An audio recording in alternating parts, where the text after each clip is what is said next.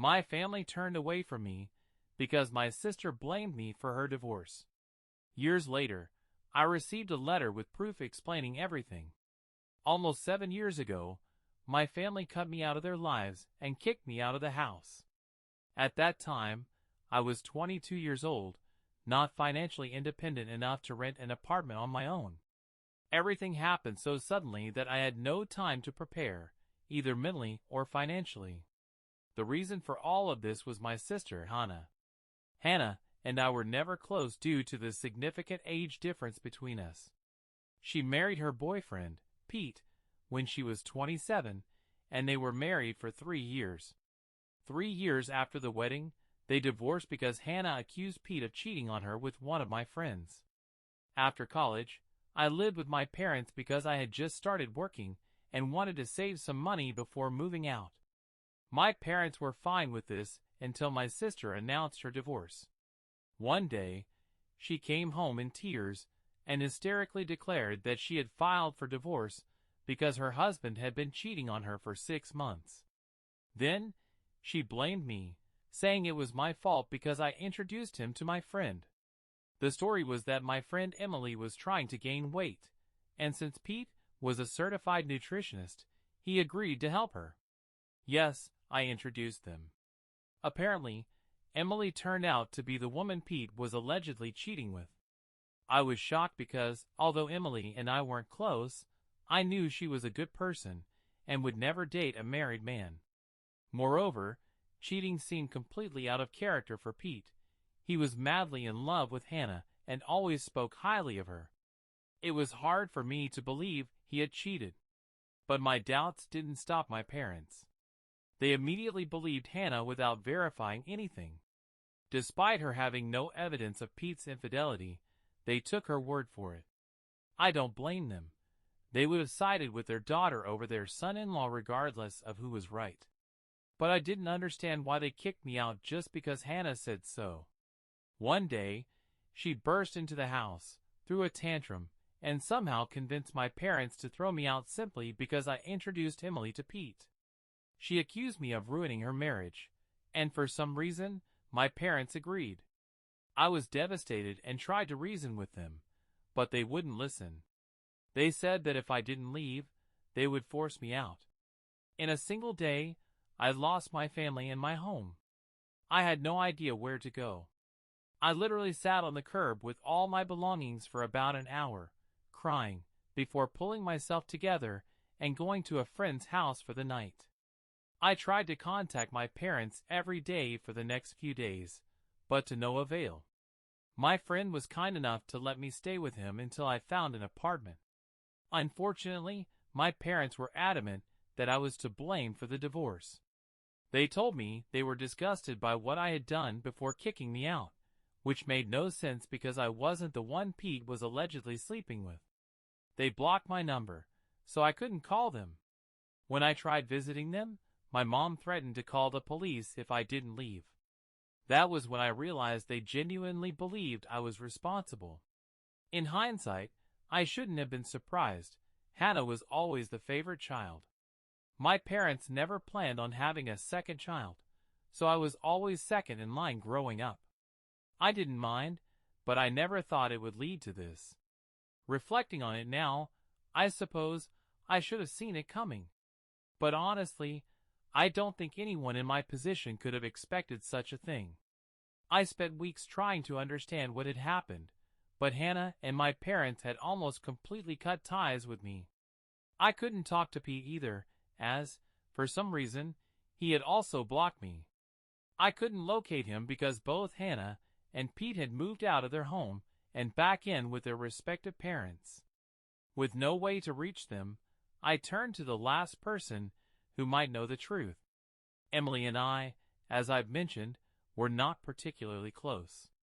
However, I had to do what I needed to do. I asked her to meet me and explain the entire situation. I asked her if what Hannah said about her and Pete was true, and she vehemently denied it. I believed her. Emily told me she had met Pete only a few times, strictly for professional reasons, and that there was absolutely nothing between them. She couldn't understand why Hannah would say such terrible things about her. She even revealed that she had been in a committed relationship for several years and was planning to get married in a few months. To back it up, she showed me their photos together. What Emily said was far more convincing than anything Hannah had ever claimed. While I didn't have solid proof, I just knew Hannah had lied about the real reason for her divorce. However, since I had no evidence, I couldn't return to my family, even though I desperately wanted to. I missed them terribly despite what they had done to me. Over time, I managed to cope and move on with my life. I found a place to live and threw myself into my job to stay occupied and pay the bills. It was a much healthier way to handle the pain than sinking into depression. Honestly, I didn't have another choice. I suffered deeply but understood I needed to continue living, with or without my family.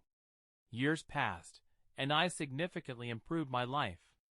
I moved from my small apartment to a much larger one, and just a week ago, I got engaged to my girlfriend of 2 years. Our engagement announcement turned out to be a pivotal moment in my life. A few days after we posted about it, I received an email that not only explained Hannah's divorce, but also gave me all the answers I've been searching for, along with solid proof. My fiancée, Lisa, loved posting photos of us on social media. The engagement photo she shared also appeared on her Facebook, where she had a wider audience.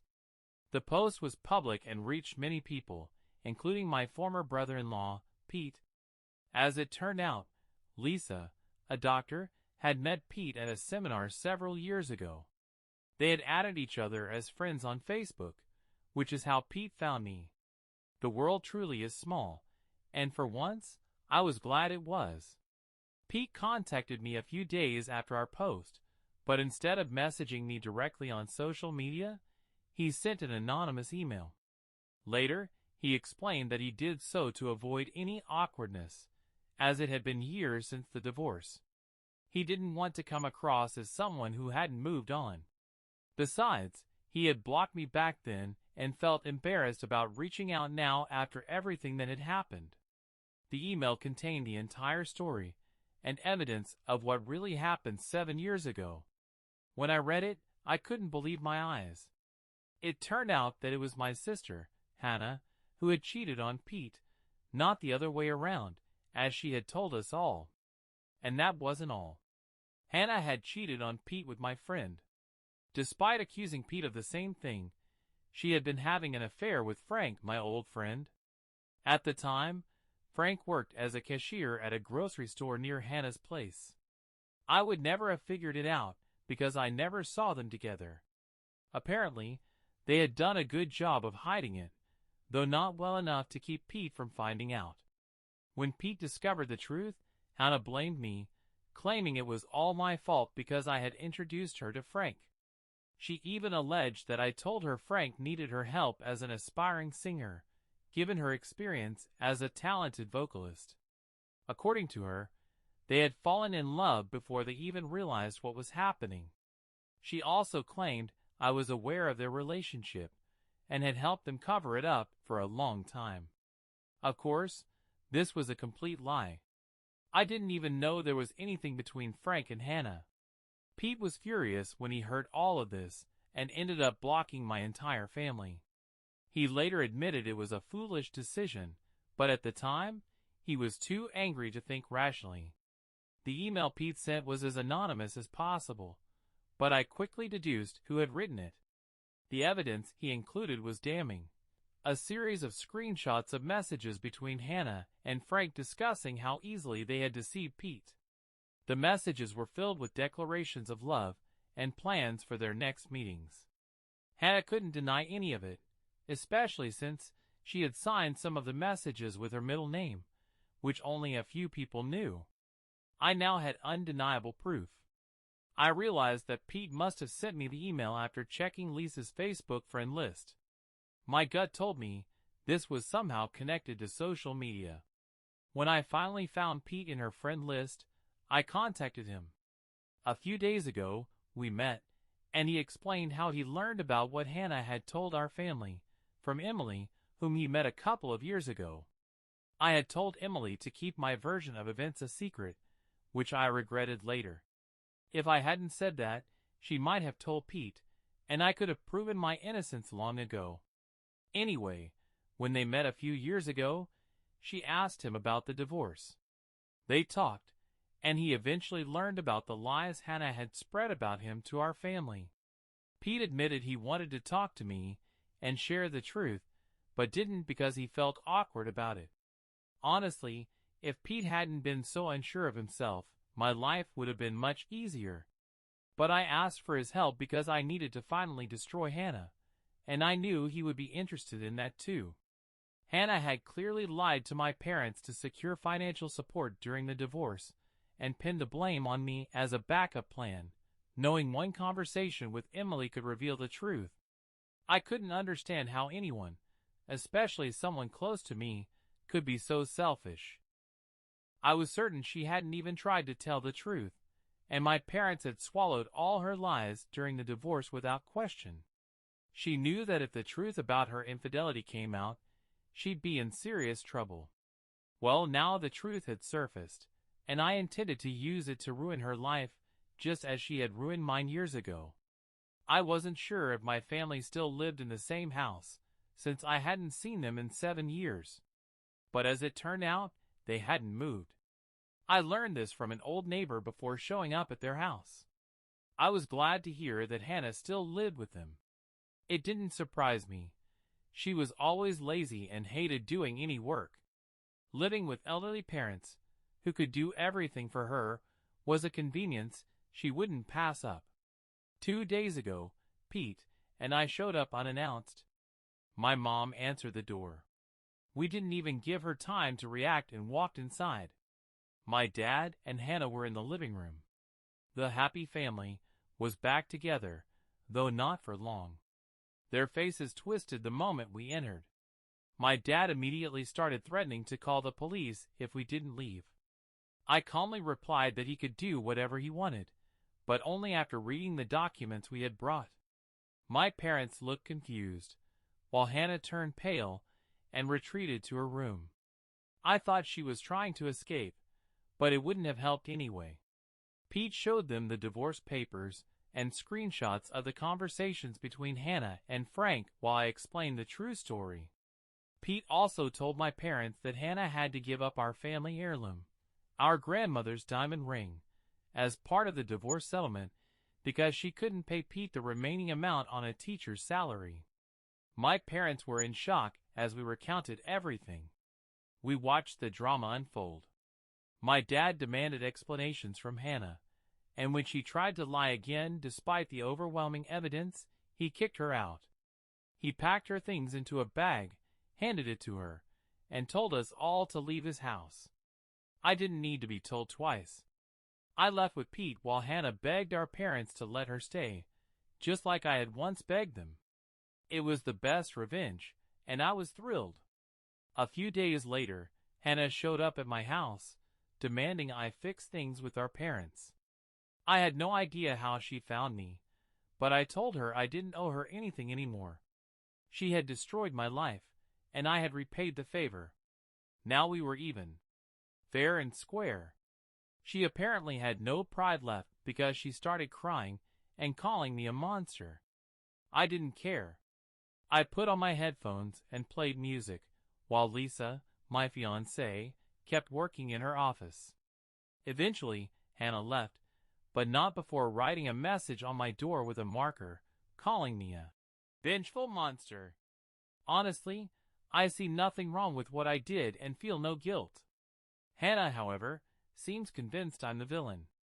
I simply gave her a taste of her own medicine, except I told the truth, while she spent years lying. Do you think I was right to ruin my sister's life and get her evicted 7 years after she blamed me for her divorce? Share your thoughts in the comments, but for now, let's move on to the updates. Update 1. Hannah continued to pester me, even though it had been a week since I threw her out. I had to threaten her with the police after she called me for the 14th time in a single day. Only then did she stop. I have no idea how she managed to find my phone number and address, but that's the least of my concerns. She tried to elicit sympathy by claiming her teacher's salary wasn't enough to live on, but I don't believe her. She's probably just upset about having to find her own place and pay for rent, utilities, and groceries now that our parents have kicked her out. Honestly, I don't feel sorry for her. I've blocked her number several times, but she keeps using her friends to add me to group calls or call me from unknown numbers, making blocking her pointless. As for my parents, they're no better, perhaps even worse. They found me on Facebook, saw my engagement post, and now want to be part of my life again. They even expressed their desire to attend my wedding.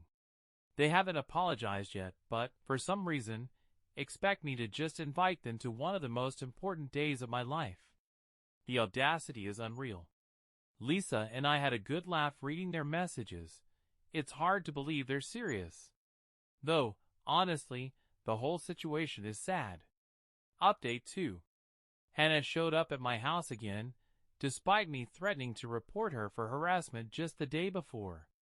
As I was heading to work, she threw herself onto the hood of my car and refused to move until I spoke with her. It was incredibly frustrating, and this time, I actually called the police. They took her away as she cried and yelled, trying to paint me as the bad guy. Fortunately, no one fell for her act. Filing the police report took some time, but once it was done, I headed to work, determined not to let the incident ruin my day. I was sure my parents would bail her out since she's their golden child, and I was right. They sent me a long message, accusing me of being cruel and unfair over a mistake they made nearly a decade ago. It's laughable because nothing about what my parents and sister did to me could be called merciful or fair. No mercy stopped them from kicking me out onto the street, knowing I had nowhere to go. Now, I see no reason to forgive or be kind. I sent my parents a message saying they'd lost any right to tell me what to do years ago, so they should stop fooling themselves. I haven't blocked them yet, as I'm still reviewing their messages, but I will soon. Once I do, I hope to rid myself of this toxic family for good. Update 3. I just got home from work, checked my social media, and found yet another long message from my parents. Lisa and I read it together, and I swear it was the funniest thing I've ever read. These poor people genuinely don't realize that nothing they say or do affects me anymore. I just laugh at how pathetic they are. They still consider us a family, and told me they've taken Hannah back in. They claim both their children deserve a second chance, as if I was ever in the wrong. While they've welcomed my sister back, they also expect Lisa and me to come over for dinner to simply resolve our differences before the wedding. Bold of them to assume I'd ever want to see them at my wedding. We laughed at their ridiculous message. Then I replied, saying I have no interest in anything they're inviting me to, and that I'm perfectly happy without them, just as I have been for the past 7 years. They made it clear I'm better off without them, and I'm forever grateful for the chance to realize that quickly. I don't need them, or their so-called forgiveness anymore. They can continue playing happy family with my sister, as they've always done. After sending that message, I blocked them permanently. It's no longer funny. I'm done. I'm sure they'll try to reach out again somehow, but I don't care. Lisa is the only family I need now, and I'm happy with just her. Unfortunately, my parents and sister have never been able to see beyond their own noses, and I doubt they ever will. Next time they try to contact me, they'll have to deal with my lawyer. That's non-negotiable. What do you think about this story? Let me know in the comments.